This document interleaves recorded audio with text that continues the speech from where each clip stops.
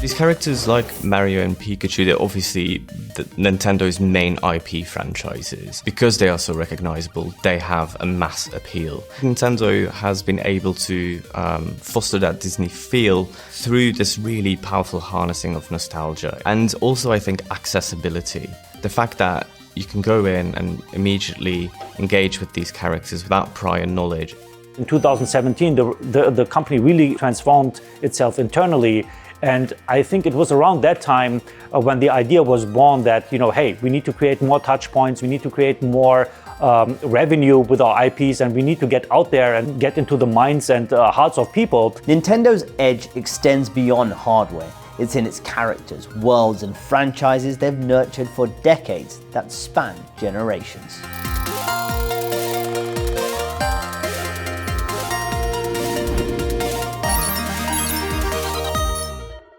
I'm Arjun Karpal. In this episode of Built for Billions, I'm exploring the gaming giant's next frontier, how it's turning nostalgia into an engine for growth by expanding its characters beyond consoles and building a universe that stretches across screens, parks, and toys. Pikachu, I choose you!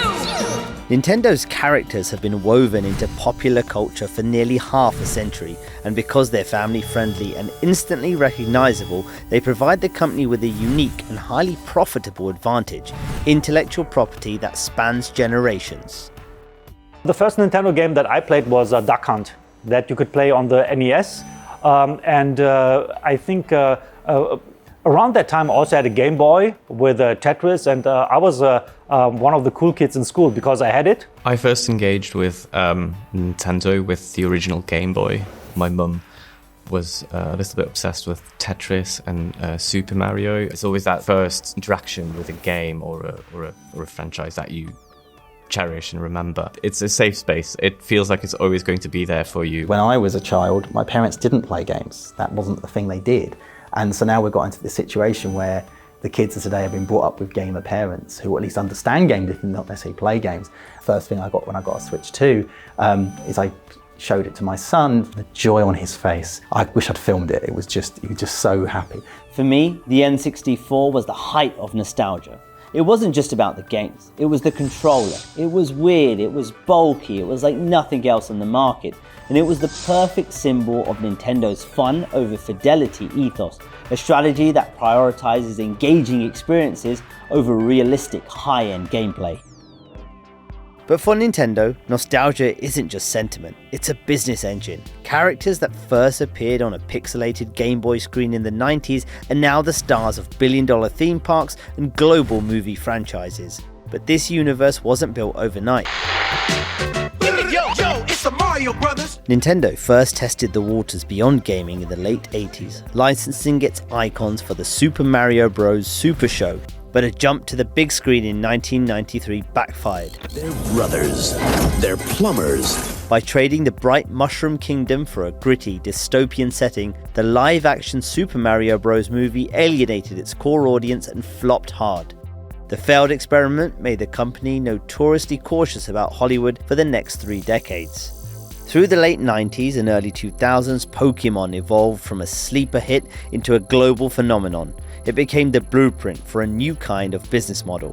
Pokemon was probably one of the first sort of biggest transmedial franchises to come out of Japan and sort of take over globally. It started as a video game, became a manga, then became an anime, and now is pretty much everywhere. Even so, for years, Nintendo remained primarily focused on its own consoles. That changed in the mid-2010s when the failure of the Wii U, combined with the rapid rise of smartphone gaming, led to 3 consecutive years of financial losses, forcing a dramatic shift in strategy.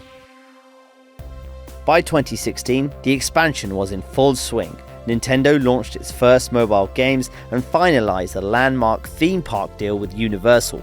The goal was simple but massive: move beyond the screen and let fans step into these iconic worlds in real life. Nintendo developed them themselves. You get a wristband and you're supposed to complete a series of tasks throughout the theme park, and then you get to fight the boss at the end, and it's like a video game. And that's how Nintendo approach these things. It connects to what they do, it's authentic with what they create.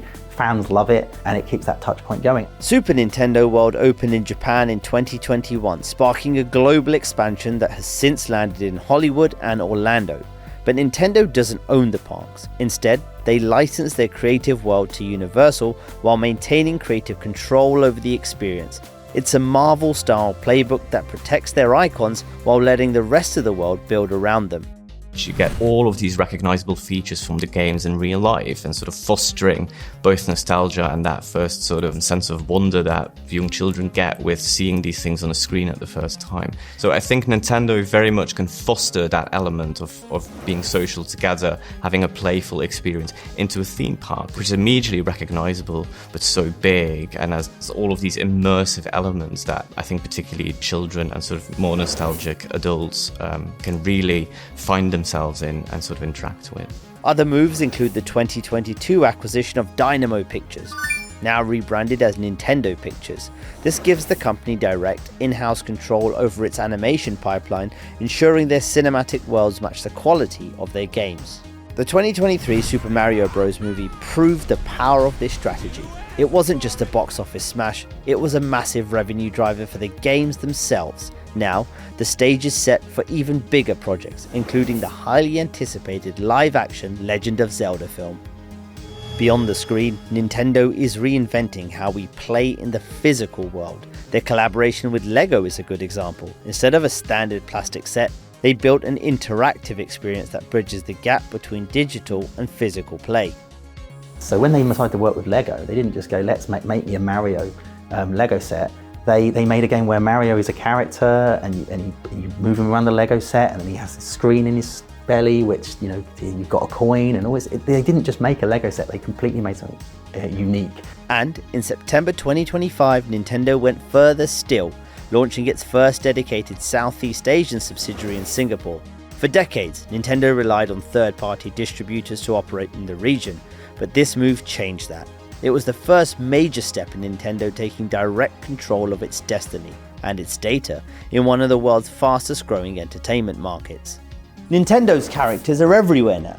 Games, films, theme parks, toys, and that's a big win for the brand. But it comes with risks. The more you build a universe, the harder it is to keep that initial magic alive. Push too far, and fans might feel their favorite worlds are being defined for them rather than being a playground for their own imaginations. It's not always necessarily the best idea to use those elements to tell new stories that are already set in these worlds. Trying to sort of over-canonize might be a problem for Nintendo, where giving too much backstory to certain characters might actually draw audiences away from being able to identify them with on a more personal level. The Super Mario movie did this very well, in the sense that the film very much focused on all of the elements that we know from the games. Like, the story wasn't necessarily anything new. Like, it was still Super Mario trying to save Princess Peach. We get these sort of good voice actors that we know, Chris Pratt and Jack Black, which attracts audiences. But the story it was telling wasn't necessarily new or expanding on anything that we weren't already aware of. Nintendo's next chapter depends on more than just parks or films. They are now playing to a global audience of over 3.5 billion people, a demographic that is nearly half female, and where the average gamer is now 36 years old. Fans still expect innovation, new gameplay, fresh worlds, and the surprises the company has long been known for. But don't expect Nintendo to hand over the creative reins to generative AI. The company's president Shuntaro Furukawa and legendary designer Shigeru Miyamoto have taken a hard stance against the trend. There's always going to be a human touch and a human engagement in how we develop and build our game. Instead, Nintendo is focusing its tech on machine learning, using it behind the scenes to boost graphics and frame rates for a new generation of hardware. I think that Nintendo's approach of innovating good things that exist has really benefited them over their history. Nintendo at its core will always be a video game company, but I think that their IP monetization strategy has probably just started. I think you will see more theme parks, you will see more movies. From its beginnings as a card company in 1889 to the global Nintendo world of 2026, the company has proven that nostalgia, creativity, and iconic characters can power growth for over a century. If Nintendo could come up with a new IP, with a new character, I think that would serve them very well. At some point in time, people could grow tired of the same IPs that Nintendo produces games around. So Nintendo is sitting on a treasure trove of IPs, but the top 3 are Zelda, Mario, and Pokemon. So right now, everybody is happy with these IPs, but what about 10 years in the future or 20 years in the future?